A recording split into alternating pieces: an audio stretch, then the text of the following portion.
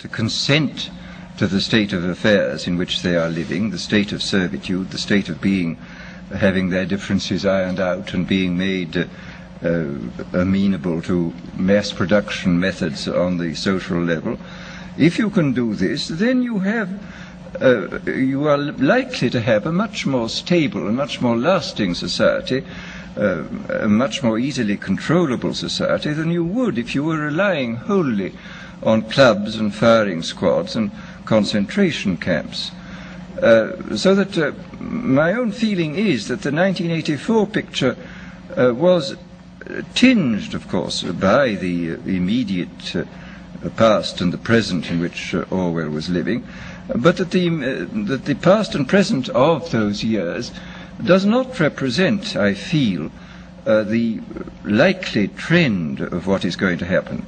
Needless to say, we shall never get rid of terrorism. This will always find its way to the surface.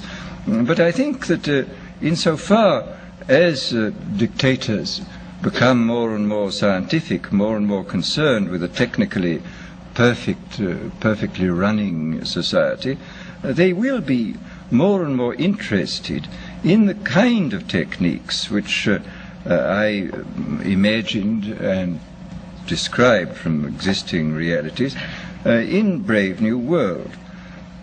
So that it seems to me then that this ultimate revolution is really not very far away, that we already a number of the techniques for bringing about this kind of control are here, and it remains to be seen when and where and by whom they will first be applied in any large scale.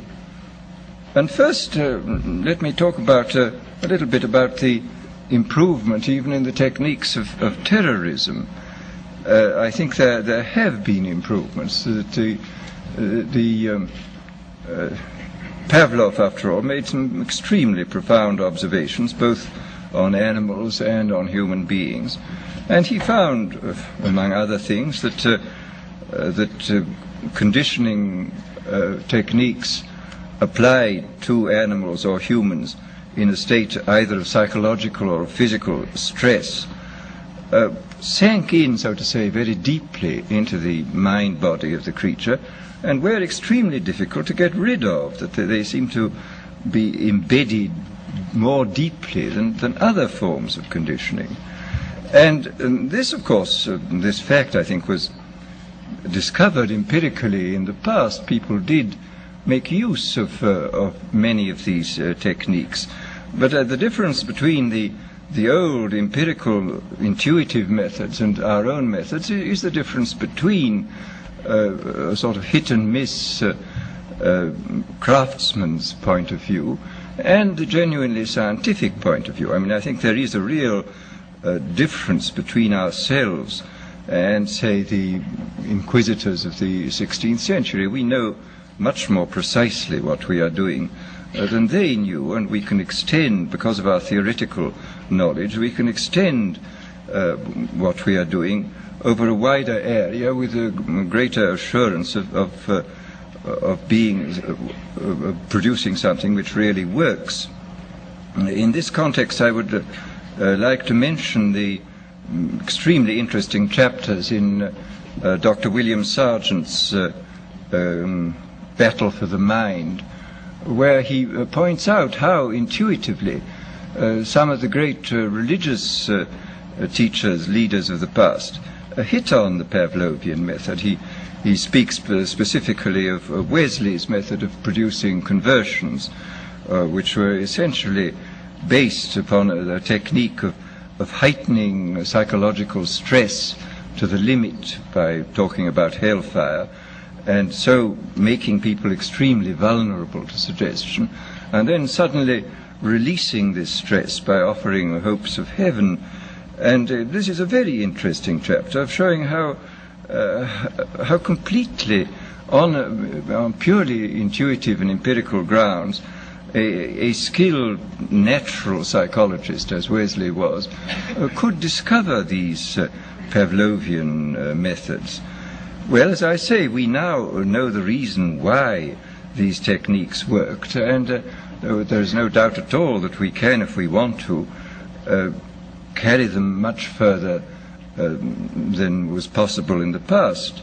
And of course, in the recent history of brainwashing, both as applied to prisoners of war and to the lower personnel within the Communist Party in China, we see that the Pavlovian methods have been applied systematically and evidently with extraordinary efficacy. I mean, I think there can be no doubt that by the application of these methods, a very large army of totally devoted people has been created. The conditioning has been driven in, so to say, by a kind of psychological iontophoresis into the very depth of the people's being, and has got so deep that it's very difficult for it ever to be rooted out. And these methods, I think, are a real refinement on the older methods of terror, because they combine methods of terror with methods of acceptance, that the person who he is subjected to a form of terroristic stress, but for the purpose of inducing a kind of voluntary, quotes, acceptance of the state and the psychological state into which he has been driven, and the state of affairs within which he finds himself. So that, as I say, there has been, I think, a definite improvement, shall we say, even in the techniques of terrorism. Well, then we come to the consideration of other techniques, of non-terroristic techniques for inducing consent and for inducing people to love their servitude. Here, I mean, I think we can. I don't think I can possibly go into all of them because I don't know all of them, but I mean I can mention a few of the more obvious methods which can now be used and which are based upon recent scientific findings. First of all, there are the methods connected with straight suggestion and hypnosis. I think we know much more about this subject than was known in the past. People, of course, have always known about suggestion, and although they didn't know the word hypnosis, they certainly practiced it in various ways. But we have, I think, a much greater knowledge of the subject than in the past, and we can make use of our knowledge in ways which I think the past was probably never able to make use of it. For example, one of the things we now know for certain is that there is, of course, an enormous, I mean this has been always known, a very great difference between individuals in regard to their suggestibility. But we now, I think, know pretty clearly the sort of statistical structure of a population in regard to its suggestibility.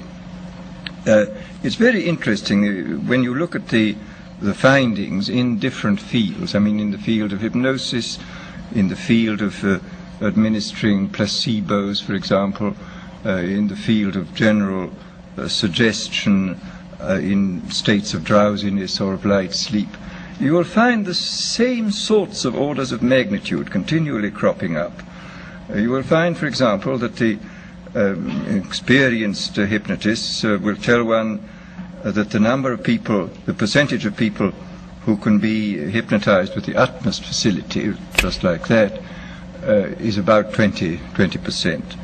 That about a corresponding number at the other end of the scale are very, very difficult or almost impossible to hypnotize, and that in between there lies a large mass of people who can, with more or less